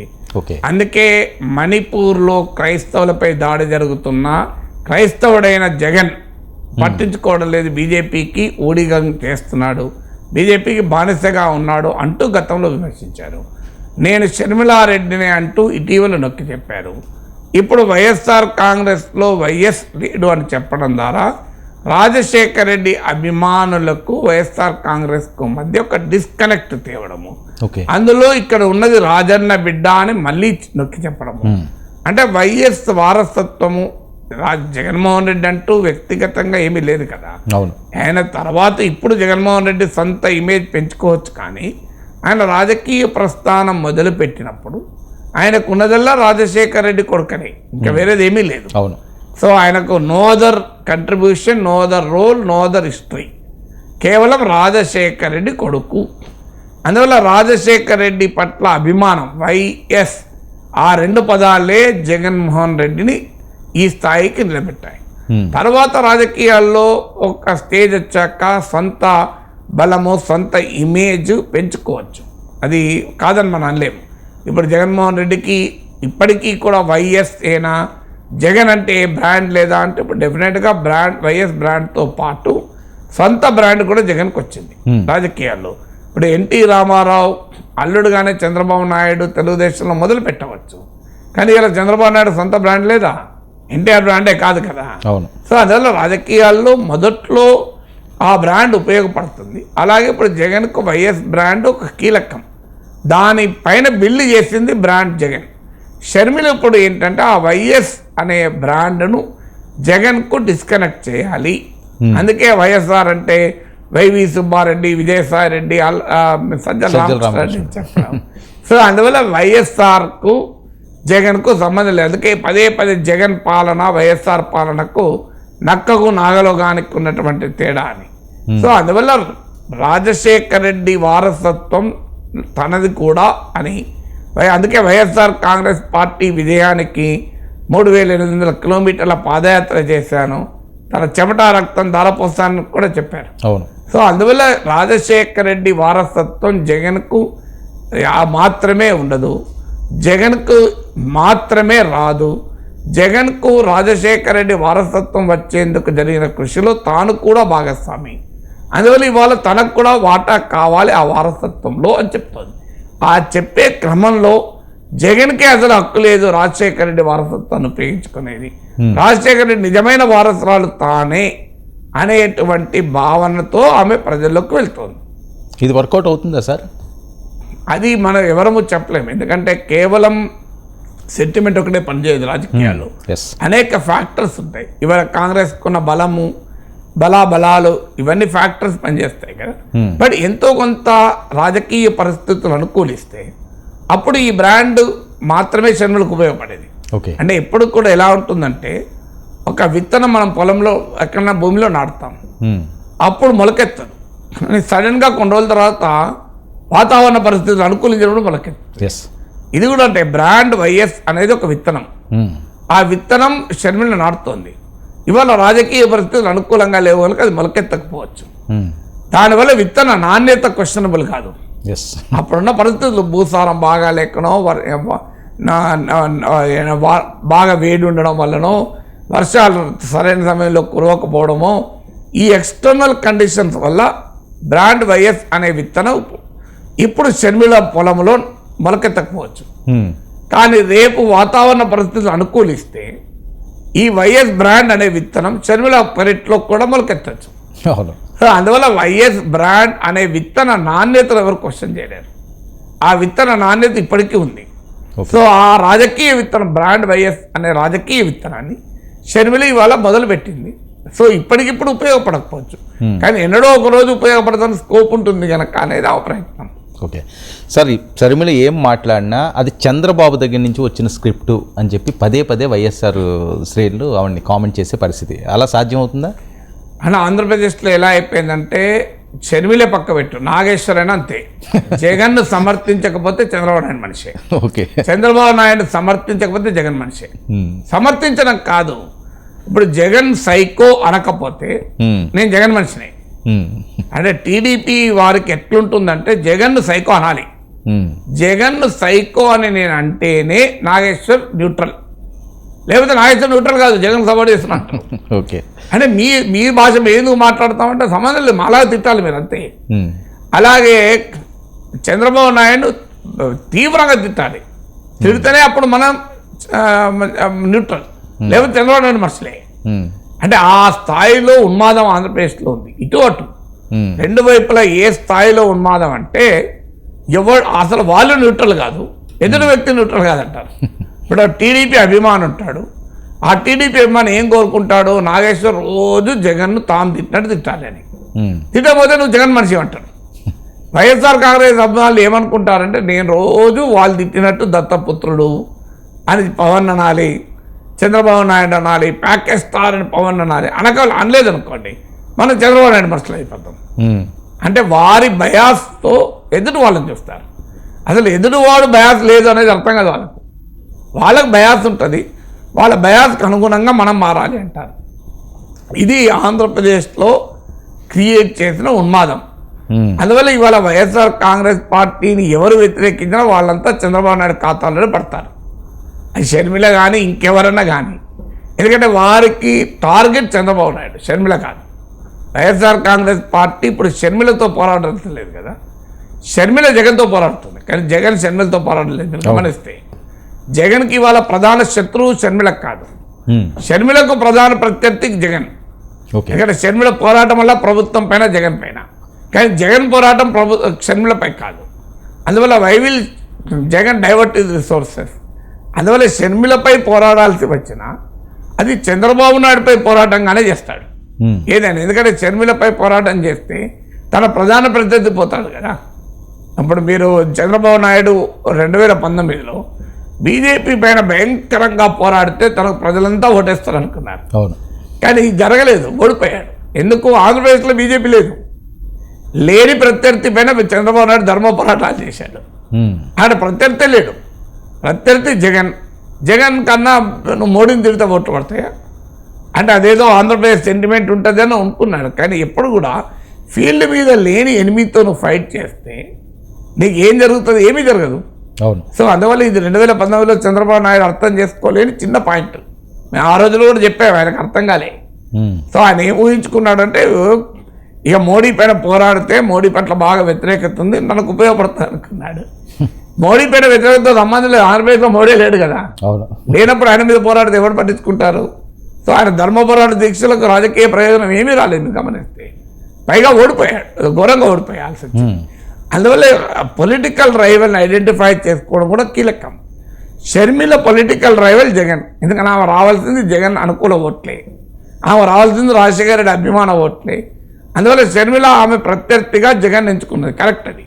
కానీ మళ్ళీ జగన్ షర్మిలను ఎంచుకోడు. అవును, ఎందుకంటే Sharmila is not a big player in Andhra politics, yeah, Congress is not a big player. కానీ షర్మిల రోజు తనను విమర్శిస్తోంది. ఏం చేయాలి?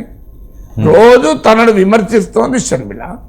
కానీ షర్మిల వైఎస్ఆర్ కాంగ్రెస్ బిగ్ ప్లేయర్ కాదు. అందువల్ల ఏం చేయాలి? విమర్శిస్తోంది కనుక షర్మిలపైన అటాక్ చేయాలి, బిగ్ ప్లేయర్ కాదు కనుక పట్టించుకోకూడదు. ఈ రెండింటికి బ్యాలెన్స్ ఏం చేశారంటే షర్మిల విషయంలో కూడా చంద్రబాబు నాయుడిని విమర్శిస్తే అయిపోతుంది. అందువల్ల షర్మిల చంద్రబాబు నాయుడు స్క్రిప్ట్ చదువుతోంది, చంద్రబాబు నాయుడు కుట్రలో భాగం, మా కుటుంబాన్ని చిచ్చు పెడుతున్నాడు చంద్రబాబు అంటూ చంద్రబాబు మీద అటాక్ చేస్తున్నాడు. ఇంకో ముఖ్యమైన విషయం ఏంటంటే షర్మిల ఏ అంశం చెప్పి జనంలోకి వెళ్తుంది? రాజశేఖర రెడ్డి బిడ్డ అని చెప్తోంది, రాజశేఖర రెడ్డి వారసత్వం అని చెప్తోంది. రాజశేఖర రెడ్డి వారసత్వం అంటే చంద్రబాబు నాయుడు వ్యతిరేకం. సో రాజశేఖర రెడ్డి చంద్రబాబు నాయుడు ప్రధాన ప్రత్యర్థులు. అందువల్ల షర్మిల ఏ పొలిటికల్ ఐడెంటిటీతోనైతే ఆంధ్రప్రదేశ్ రాజకీయాల్లో ఎంటర్ అయిందో, ఏ పొలిటికల్ ఐడెంటిటీతోనైతే జగన్ ఎదుర్కొంటుందో, ఆ పొలిటికల్ ఐడెంటిటీని దెబ్బతీయాలి అంటే ఆమె రాజశేఖర రెడ్డి పేరు ఉపయోగపడకూడదు అంటే చంద్రబాబు నాయుడుతో బ్రాకెట్ చేయాలి. ఓకే, చంద్రబాబు నాయుడుతో లింక్ చేస్తేనే రాజశేఖర రెడ్డి అమ్మాయిని అంగీకరించారు కదా. సో అందుకొరకు కూడా చంద్రబాబు నాయుడు స్క్రిప్ట్ చదువుతున్నారని Sharmila I think she is capable of writing her own script. ఆమె తన స్క్రిప్ట్ తాను రాసుకోగలుగుతుంది. ఆమె కూడా రాజశేఖర రెడ్డి బిడ్డ కదా, రాజకీయాలు తెలియని కుటుంబం కాదు, రాజకీయాలు తెలియని మనిషి కాదు. అందువల్ల షర్మిలకు ఇంకెవరో స్క్రిప్ట్ రాయాల్సిన అవసరం లేదు. అంటే రాజకీయ అవసరాల రీత్యా ఎవరితోనైనా కలవచ్చు, కానీ ఆమె తన రాజకీయ ప్రయోజనాల కొరకు కలవచ్చు. కలవరని ఎవరితో కలుస్తారో ఏం చెప్పగలుగుతారు. కానీ స్క్రిప్ట్లు జగన్ రాస్తేనో చంద్రబాబు రాస్తేనో స్క్రిప్ట్ చదవాల్సిన అవసరం షర్మిలకు ఉంటుందని అనుకోను. ఆమె సొంత స్క్రిప్ట్ చదువుకోగలుగుతుంది, ఆమెకు రాసిచ్చే వాళ్ళు కూడా ఉంటారు. సో చంద్రబాబు నాయుడు రాసి ఇవ్వాల్సిన అవసరం లేదు కదా. సార్ ఓకే, ఏదైతే జగన్మోహన్ రెడ్డి గారి మీద ఈవిడ బాణాలు ఎక్కుపెడుతుందో, అలాగే ప్రధాన ప్రతిపక్షం జనసేనతో వాళ్ళు ఉమ్మడిగా ఈసారి పోరుకి సిద్ధమవుతున్నారు పొత్తులో భాగంగా. సో ఈవిడ ప్రత్యామ్నాయంగా తృతీయ శక్తిగా ఎదగాలి అనుకుంటే జగన్మోహన్ రెడ్డి గారిని విమర్శించాల్సిన అవసరం ఉంది, చంద్రబాబు కూటమిని కూడా విమర్శించాల్సిన అవసరం ఉంది. ఒక జగన్మోహన్ రెడ్డి గారి మీదే షర్మిల దాడి చేస్తే అది వర్క్ ప్లస్ అవుతుంది ఆవిడకి? అంటే మీకు ఒక్క జగన్మోహన్ రెడ్డి పైన దాడి చేస్తున్న అభిప్రాయం మనకు కలుగుతుంది, కానీ వాస్తవంగా చంద్రబాబు నాయుడు కూడా విమర్శించారు. మీరు ఒక ప్రత్యేక హోదా గురించి మీరు చంద్రబాబు నాయుడు జగన్ ఇద్దరూ తాకట్టు పెట్టారు అంటూనే విమర్శించారు. బిగినింగ్లో మీరు గమనించండి. అందువల్ల చంద్రబాబు నాయుడిని అనుకూలం లేదు, కానీ ఇవాళ అధికారంలో జగన్ ఉన్నాడు. అధికారంలో జగన్ ఉన్నప్పుడు జగన్ విమర్శించకుండా షర్మిల ఎవరిని ఓటు ఇవ్వని అడుగుతుంది. సో షర్మిల ఓటు అడగాలి అంటే సో చంద్రబాబు నాయుడు పైన పోరాటం కాదు కదా, అప్పుడు ఆ పోరాటం వల్ల జగన్ పైన. సో ఆమె జగన్ పైన పోరాటం ఉన్నప్పుడు ఆమె చంద్రబాబు నాయుడు విమర్శిస్తే మళ్ళీ ఏమంటారు, అన్నజల్లులు ఒక్కటే అంటారు కదా. ఇదంతా డ్రామా, వాళ్ళు ప్లాన్ పెట్టుకొని ప్రభుత్వ వ్యతిరేక ఓటు చీల్చడానికే షర్మిలను దించారు అనే విమర్శ కూడా వస్తుంది. సో ఆ విమర్శ కూడా రాకుండా ఉండాలి అంటే జగన్ పైన పోరాటం చేయాలి. తర్వాత ఆమె కోరుకుంటున్న సెక్షన్ ఎవరు, జగన్ వెనకాల ఉన్న రాజశేఖర్ రెడ్డి అభిమానులు, వాళ్ళని కదా ఆమె కోరుకునేది. వాళ్ళు రావాలి అంటే జగన్ విమర్శించాలి తప్ప టార్గెట్ ఎవరిని పెడతారు. అందువల్ల చంద్రబాబు నాయుడును విమర్శించలేదని కాదు, ఆమె జగన్ వ్యతిరేక రాజకీయ శిబిరంలో స్థానం కోరుకుంటోంది కనుక జగన్తోనే కుమ్ముక్కై ప్రభుత్వ వ్యతిరేక ఓటు చీల్చడానికి షర్మిల వచ్చారన్న విమర్శ రాకూడదు కనుక ఆ జగన్ వెనకాల ఉన్న రాజశేఖర్ రెడ్డి అభిమానుల్ని జగన్కు మధ్య డిస్కనెక్ట్ తెచ్చి లాభపడాలనుకుంటోంది కనుక ఆమె జగన్మోహన్ రెడ్డి పైన ప్రధాన అటాక్ పెడుతోంది. ఆ చంద్రబాబు నాయుడును విమర్శించడం అనే అంశాన్ని ఇప్పటికీ ఆమెకు ఎజెండాలో ఇమీడియట్గా లేదు. సో మీకు గమనిస్తే రేవంత్ రెడ్డి నా ఇంటర్వ్యూలో చెప్పాడు, మీరు బీజేపీని ఎందుకు విమర్శిస్తలేరని అడిగాను. అడిగితే బీజేపీని విమర్శిస్తే ఇప్పుడు నేను కాంగ్రెస్ ఒకటే, కాంగ్రెస్ బీజేపీ బీఆర్ఎస్ ఒక్కటే అని బీజేపీ చెప్తుంది, అది జనం నమ్మే అవకాశం ఉంటుంది. బీజేపీ ఇప్పుడు నాకు శత్రువు కాదు కదా, ఇప్పుడు శత్రువు కేసీఆర్ కదా, కేసీఆర్ను ఓడించాలి కనుక నేను కేసీఆర్ పైన కాన్సన్ట్రేట్ చేస్తా, బీజేపీ గురించి ఎందుకు మాట్లాడుతా అన్నాడు. పార్లమెంట్ ఎన్నికలకు వచ్చే వరకు బీజేపీ గురించి మాట్లాడతారు. చూడండి మీరు, పార్లమెంట్ ఎన్నికలకు వచ్చేవారు కేసీఆర్ని పట్టించుకోరు, బీజేపీ పైన పెడతారు అటాక్. అందువల్ల రాజకీయాల్లో ఎప్పుడు కూడా తాము ఎవరు ప్రధాన ప్రత్యర్థి అని నిర్ణయించుకుంటారు, తమ రోల్ ఏంటి అని. షర్మిల రోల్ ఏంటి, జగన్మోహన్ రెడ్డిని వెనకాల ఉన్న సెక్షన్లను అట్రాక్ట్ చేయాలి, జగన్ వ్యతిరేక శిబిరంలో ఉండాలి, అందుకొరకు జగన్ పైన కేంద్రీకరిస్తున్నారు. సో అందుకే అయితే ఈ విమర్శ ఎందుకు వస్తుంది అంటే అంతకుముందు లోకేష్కు క్రిస్మస్ గిఫ్ట్ పంపడం, ఇలాంటి పనులు చేయడం వల్ల వస్తుంది. అది రాంగ్ పొలిటికల్ స్ట్రాటజీ. మనకు ఎవరు అడ్వైజ్ ఇచ్చారో తెలియదు, కానీ క్రిస్మస్ గిఫ్ట్ లోకేష్ పంపి వైఎస్ కుటుంబం తరఫున పంపుతున్నామని నారా కుటుంబం తరఫున కృతజ్ఞతలు, పొలిటికల్ గా wrong perception management.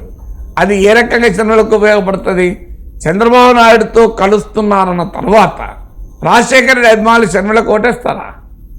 So Rajasekhara Reddy అభిమానులు ఈ వైపు వస్తారా? మరి అది ఒక రాంగ్ పొలిటికల్ స్ట్రాటజీతో ఆమె అలా వ్యవహరించారు.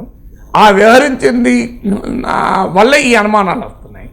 అందువల్ల ఆమె లాంగ్ టర్మ్ ప్లేయర్ అయ్యి ఉంటే, ఒక ఏడాది కిందో 2 ఏళ్ల కిందో రాజకీయాల్లో ఆంధ్ర రాజకీయాలు ఎంటర్ అయి ఉంటే, అట్లీస్ట్ వైఎస్ఆర్ తెలంగాణ పార్టీ పెట్టినప్పుడు ఇక్కడ పెట్టక ఆంధ్రప్రదేశ్లో ఎంటర్ అయ్యి ఉంటే బహుశా ఇద్దరిపైన అటాక్ చేస్తే ఉపయోగపడేది. ఇప్పుడు ఎన్నికల దగ్గర పడుతున్న సమయంలో ఆమె ఇద్దరిని అటాక్ చేస్తే తనకు ప్రయోజనం ఏముంటుందని అనుకుంటున్నట్టున్నారు. అందువల్ల ప్రధానంగా జగన్ పైన కేంద్రీకరించారు. కానీ డెఫినెట్గా ఈ ప్రశ్న వస్తుంది, జగన్ పైనే అటాక్ చేసి టీడీపీని ఒక్క మాట అనకపోతే డెఫినెట్గా ఆమె నష్టపోతుంది. ఎందుకు నష్టపోతుంది? సో టీడీపీ ఈమె ఒకటే అన్న భావన వస్తుంది, జగన్ వ్యతిరేక ఓటు చంద్రబాబు నాయుడు వైపు పోతుంది తప్ప ఈమె వైపు రాదు. ఎందుకంటే చంద్రబాబు నాయుడు వైపు పోని జగన్ వ్యతిరేక ఓటు రావాలి కదా. అందువల్ల అంటే అప్పుడు అర్థం ఈమె చంద్రబాబు నాయుడుకు జగన్కు సంబంధం లేదనే భావన ఉంటేనే అది సాధ్యమవుతుంది. మరి రేపు బీజేపీ కూడా టీడీపీతో కలిస్తే బహుశా చంద్రబాబు నాయుడు పైన కూడా అటాక్ పెంచుతుంది అనుకుంటాను. సార్, అసలు షర్మిల వ్యూహంలో ఏదైనా ఇన్సైడ్ లోపాయకారి ఒప్పందాలు ఏమైనా ఉండే అవకాశం ఉంటుందా? ఎందుకంటే వ్యతిరేక ఓటు అనే నినాదంతో పవన్ కళ్యాణ్ గారు కానీ లేకపోతే చంద్రబాబు నాయుడు గారు కానీ వెళ్తున్నారు. జగన్ వ్యతిరేక ఓటును మేము చీల్చాం, అందుకనే మేము పొత్తులు పెట్టుకుంటున్నాం, ఖచ్చితంగా అతను దిగిపోవాల్సిన అవసరం ఉందని చెప్పి. సో అదే వ్యతిరేక ఓటు వీళ్ళకి రాకుండా షర్మిలకి ట్రాన్స్ఫర్ అయితే వైఎస్ఆర్సీపీ బిడ్డగా ఎవరికి నష్టం? అంటే షర్మిలకు ట్రాన్స్ఫర్ కాదు కూడా. ఎందుకంటే జగన్ను వ్యతిరేకించాలి, జగన్ను ఓడించాలి అనుకున్న ఓటరు సహజంగా షర్మిలకు ఎందుకు కొట్టేస్తారు, కాంగ్రెస్కి ఎందుకు కొట్టేస్తారు? జగన్నే ఓడించాలన్న బలమైన కోరిక ఉన్నవాడు ఆ మేరకు అర్థం చేసుకోడా జగన్ ఓడించేది ఎవరని. ఓకే, వ్యూహాత్మక ఓటింగ్ ఉంటుంది.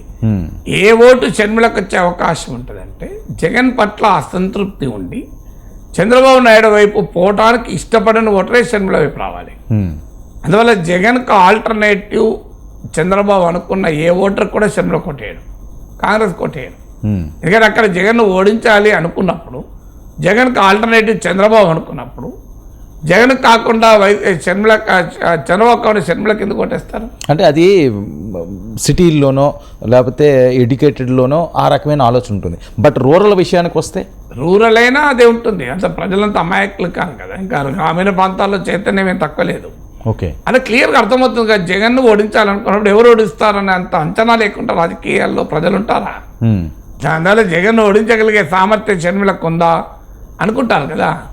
సో ఆ సామర్థ్యం ఉన్నది టీడీపీ జనసేన ఉండగా కాంగ్రెస్ పార్టీకి ఎందుకు ఓట్లేస్తారు? ఓకే, ఎవరు ఓట్లేస్తారంటే జగన్ పట్ల అసంతృప్తి ఉండి, వ్యతిరేకత ఉండి, టీడీపీ జనసేనకు ఓటు వేయదలుచుకోని వారు కాంగ్రెస్ వైపు షర్మిల వైపు వచ్చే అవకాశం ఉంటుంది. అందువల్ల షర్మిల వల్ల ప్రభుత్వ వ్యతిరేక ఓటు భారీగా చీలి జగన్కు ఉపయోగపడంత సులభం కాదు. ఓకే, అంటే అది అసాధ్యమని ఎవరము చెప్పలేము, కానీ అంత సులభం కాదు. అంటే ఇప్పుడు రెండు పాసిబిలిటీస్ ఉన్నాయి. ఆమె జగన్ అనుకూల ఓటు చీల్చి వైసీపీకి నష్టం చేస్తుందా, ప్రభుత్వ వ్యతిరేక ఓటు చీల్చి వైసీపీకి పరోక్షంగా లాభం చేస్తుందా? ఇదే ప్రశ్న అందరిలో. కానీ మనకు అర్థం కావాల్సి షర్మిల ఒక రాజకీయ నాయకురాలు, కాంగ్రెస్ ఒక పార్టీ. అంటే కాంగ్రెస్ పని షర్మిల పని జగన్కు లాభం చంద్రబాబు లాభం అని లెక్కలేసుకొని చేయాలి ఆ పని. వాళ్ళ లాభం అని వాళ్ళు ఏం చేయకూడదా? ఓకే, అంటే ఇప్పుడు అర్థమైంది ఆంధ్రప్రదేశ్లో ఈ రెండు పార్టీలు ఉండాలి, టీడీపీ వైసీపీ. ఇటన్నా పోవాలి తప్ప నీకు మధ్యలో ఉండొద్దు అంటే ఎట్లా కరెక్ట్ అవుతుంది? సో వాళ్ళకంటూ ఒక రాజకీయాలు ఎవరేం చేయొచ్చు కదా. సో అది ఎవరికి లాభము ఎవరికి నష్టము అని ఆలోచించి రాజకీయాలు చేయరు కదా. ఇప్పుడు నాగేశ్వర అనేవాడు విశ్లేషణ చేస్తున్నాడు, ఓ విషయంలో ఒకటి అంటాను, ఇంకో విషయంలో ఇంకోటి అంటాను. ఇది వైసీపీకి లాభమా టీడీపీకి లాభమా లెక్కలేసుకొని నేను చేయాలా? నాకేం కర్మ పట్టిందా? ఎవరికి లాభం ఎవరికి నష్టం నాకు అనవసరం, ప్రజలకు ఏది లాభం ఏది నష్టమో చెప్తాను. రైట్, అదే ఇది రాజకీయ పార్టీ కూడా అంతే కదా. ఇప్పుడు టీడీపీకి నష్టమా వైసీపీకి నష్టమా అని లెక్కలేసి వాళ్ళు రాజకీయాలు చేయాలా? అంటే రాజకీయాలు చేసుకుంటూ కూర్చోరు కదా. Yes sir.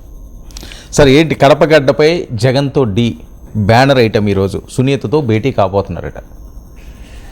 అంటే ఇది ఒక వెరీ సిగ్నిఫికెంట్ అంశమే. కడప అడ్డ పైన జగన్తో డి అంటే జగన్ అడ్డాలో డి ఇక్కడ. యాక్చువల్లీ ఇక్కడ నాకు ఉన్న సమాచారం ప్రకారం జగన్మోహన్ రెడ్డి షర్మిల పట్ల విభేదాలకు, జగన్మోహన్ రెడ్డి వివేకానంద రెడ్డి కుటుంబానికి విభేదాలకు, ముఖ్యంగా వైఎస్ కుటుంబంలో విభేదాలకు మూలమే కడప. సో కడప సీటు ఎవరికి ఇవ్వాలనే విషయంలోనే విభేదాలు స్టార్ట్ అయినాయి. నాకున్న సమాచారం రాజకీయ వర్గాల్లో చెప్పేది ఏంటంటే రాజశేఖర్ రెడ్డి ఉన్నంత కాలం వైఎస్ భారతి వైపు ఉన్న బంధువులను దగ్గరికి రానివ్వలేదు. అంటే రాజశేఖర్ రెడ్డి కుటుంబమే డామినేట్ చేసింది కడపలోను, కడప రాజకీయం పైన. అప్పటిదాకా భారతికి సంబంధించిన బంధువులు ఎవరిని రాజశేఖర్ దగ్గరికి రానియలేదు. కానీ ఎప్పుడైతే రాజశేఖర రెడ్డి మరణానంతరం భారతీ తరఫున ఉన్న కుటుంబ సభ్యులు కూడా రాజకీయాల్లో ప్రామినెంట్ రోల్ ప్లే చేయడం మొదలుపెట్టారు. అక్కడ డివిజన్ స్టార్ట్ అయింది. సో వివేకానంద రెడ్డి ప్రతిపాదన ఏంటంటే కడప సీటు వైఎస్ కుటుంబంతోనే ఉండాలి. గతంలో ఉంది, గతంలో రాజశేఖర రెడ్డి రిప్రజెంట్ చేశాడు, వివేకానంద రెడ్డి రిప్రజెంట్ చేశాడు, జగన్మోహన్ రెడ్డి రిప్రజెంట్ చేశాడు. అందువల్ల కడప లోక్సభ సెగ్మెంట్ మొదటి నుంచి మన కుటుంబంతోనే ఉంది కనుక ఇది వేరే వారికి ఇవ్వకూడదు అన్నది వివేకానంద రెడ్డి ప్రతిపాదన.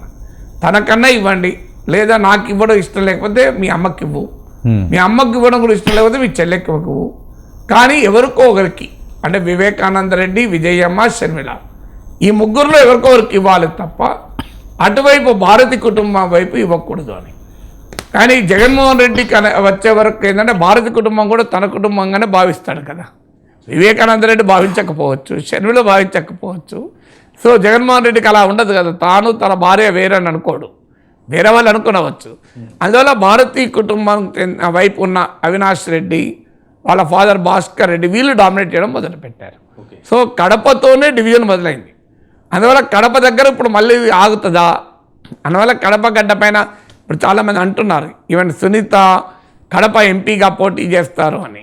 అలాగే లేదు, షర్మిలనే కడప ఎంపీగా పోటీ చేసి సునీత పులివెందుల్లోనే పోటీ చేస్తారని. సో ఇలాంటి అనేక చర్చలు జరుగుతున్నాయి. సునీత చేయకపోతే వాళ్ళ మదర్ పోటీ చేయవచ్చని, ఇలా రకరకాల ఊహాగానాలు వస్తున్నాయి. ఎందుకంటే ఎవరో అన్నారు, మరి ఇంత నిజమో నాకు తెలియదు, కానీ సునీతకు అమెరికన్ సిటిజన్షిప్ ఉంది అని. అది ఇవన్నీ మీడియాలో వస్తున్న కథనాలు, పర్సనల్గా నేనే వెరిఫై చేసుకోలేదు.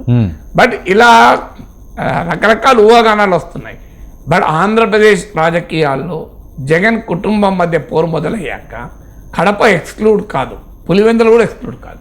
ఇక్కడ ఆంధ్రప్రదేశ్లోనే జగన్ కుటుంబంలో రాజశేఖర రెడ్డి కుటుంబం, జగన్ కుటుంబం లేదు, రాజశేఖర రెడ్డి కుటుంబాల మధ్య పోరాటం మొదలైతే ఆంధ్రప్రదేశ్ రాజకీయాల్లో మొదలైన ఈ పోరాటం కృష్ణా జిల్లాకు, శ్రీకాకుళం జిల్లాకు ఉండి కడప జిల్లాకు ఉండకుండా ఎలా ఉంటుంది? సో కడపలో పోరాటం ఉంటుంది, పులివెందులో కూడా పోరాటం ఉంటుంది. అందువల్ల రాజశేఖర రెడ్డి కుటుంబ పోరు పులివెందుల వీధుల్లో, కడప వీధుల్లో ఉండక తప్పదు కదా. సార్, ఏంటి యుద్ధానికి సిద్ధం అంటూ జగన్మోహన్ రెడ్డి గారు శంఖారం ఊదారు. ఇంకా మేనిఫెస్టోలు అభ్యర్థుల్ని ఖరారు చేయాల్సిన బాధ్యత టీడీపీ, జనసేనకి ఉంది. ఒక పక్క ఆయన దూకుడు పెంచుకుంటూ సభలు పెట్టుకుంటూ వెళ్ళిపోతే వీళ్ళు ఇంకా కసరత్తుల్లో ఉండడానికి ఏమైనా వ్యూహాత్మకమైన అంశం ఉందా, లేకపోతే చూసి ఎలక్షన్ షెడ్యూల్ రాలే కదా. ఇప్పుడు ఇలాగే తెలంగాణలో అన్నారు, కేసీఆర్ ముందే 150 మంది 115 మంది ప్రకటించారు. ఇంకా కాంగ్రెస్ కసరత్తుల్లోనే ఉంది, కాంగ్రెస్ అభ్యర్థుల ఎంపికలోనే ఉంది, బీజేపీ అభ్యర్థులు. ఏం జరిగింది లాస్ట్కు అంటే అది ఎక్కడైనా రూల్ ఉందా? 4 నెలల ముందు అభ్యర్థులు ప్రకటిస్తే గెలుస్తారు, 15 రోజుల ముందు ప్రకటిస్తే గెలవరని ఎక్కడ ఉందా? ఇప్పుడు మనం తెలంగాణలో చూసాం కదా. అవును, కేసీఆర్ ప్రకటించే నాటికి అసలు కాంగ్రెస్ పార్టీ ఫీల్లో లేదు. కాంగ్రెస్ పార్టీ కసరత్తులు కాదు, అసలు ఆలోచన కూడా సరిగా చేయని పరిస్థితుల్లో కేసీఆర్ ప్రకటించారు కదా. ఏం జరిగింది? ఏం జరగలే కదా. సో అందువల్ల ఈ అభ్యర్థులు ముందు ప్రకటించడం, వెనకాల ప్రకటించడం అనేది మన మీడియా సృష్టి. ప్రజలకు పార్టీని బట్టి ఓటేస్తారు. ప్రజలు 3 అంశాల పైన ఓట్లేస్తారు. ఒకటి, అధికారంలో ఉన్న ప్రభుత్వ పనితీరు, అంటే జగన్మోహన్ రెడ్డి మరో అవకాశం ఇవ్వాలా వద్దా అని. 2, పార్టీ లాయల్టీ, అంటే జగన్మోహన్ రెడ్డి ప్రభుత్వం బాగా పనిచేస్తుందని భావించిన టీడీపీ పట్ల లాయల్ ఉన్న వాళ్ళు టీడీపీకి వేస్తారు, అన్ని సంక్షేమ పథకాల లబ్ధిదారులు అయినా కూడా. సో 2వది పార్టీ లాయల్టీ. 3వది స్థానిక అభ్యర్థి పైన అభిప్రాయం. ఈ 3 అంశాల్లో 2 డిసైడెడ్ ఆల్రెడీ కదా. జగన్ ప్రభుత్వం పైన వారికి ఏదో ఒక అభిప్రాయం ఉంటుంది, పార్టీ లాయల్టీ ఉంటుంది. అంటే 2/3 ఫ్యాక్టర్ ఆల్రెడీ అభ్యర్థులతో సంబంధమే లేదు. ఇక మిగిలేదు లాస్ట్ 1/3 అభ్యర్థి. సో ఆ అభ్యర్థి అనే ఫ్యాక్టరు ముందు ప్రకటించిన, వెనక ప్రకటించిన, మిగతా 2/3 పైన ఎలాంటి ప్రభావం ఉండదు కదా. సో అందువల్ల ఇదొక మీడియా సృష్టి. అభ్యర్థులు ప్రకటించడం ఏమైందంటే అందులో 2 పార్టీలు పొత్తు పెట్టుకునేటప్పుడు తేలేదు కదా. ఇప్పుడు కాంగ్రెస్కు సిపిఐకి పొత్తు ఎప్పుడు తేలింది? నామినేషన్లు అయిపోయినాక తెలియదు, ఉపసంహరణ సమయాలు. ఏం జరిగింది? కొత్తగూడెంలో సిపిఐ గెలవలేదా? కాంగ్రెస్ పార్టీ సిపిఐకి ఆ సీట్ ఎప్పుడు ఫైనల్ చేసింది? చివరి వరకు ఫైనల్ చేయలే. చివరి వరకు ఊగిసలాటే కదా, పొత్తు ఉంటుందా లేదా అని. మరి చివరకు లాస్ట్ పొత్తు ఫైనల్ అయింది. సిపిఐ చెన్నూరు వదులుకుంది, కాంగ్రెస్ కొత్తగూడెం వదులుకుంది. చెన్నూరులో కాంగ్రెస్ గెలిచింది, కొత్తగూడెంలో సిపిఐ గెలవలేదా? మరి ఏం జరిగింది? చివరి వరకు వచ్చినా ఏం కాలే కదా. సో అందువల్ల 2 పార్టీలు పొత్తున్నప్పుడు అనివార్యంగా ఆలస్యం అవుతుంది. సో 2 పార్టీల మధ్య అండర్స్టాండింగ్, ఒక పార్టీనే తన అభ్యర్థిని ఎంపిక చేసుకోవడానికి ఆలస్యం అయితే 2 పార్టీలు కలిసినప్పుడు ఆలస్యం కాదా? అవును, right sir. Thank you Nageswara Rao గారు.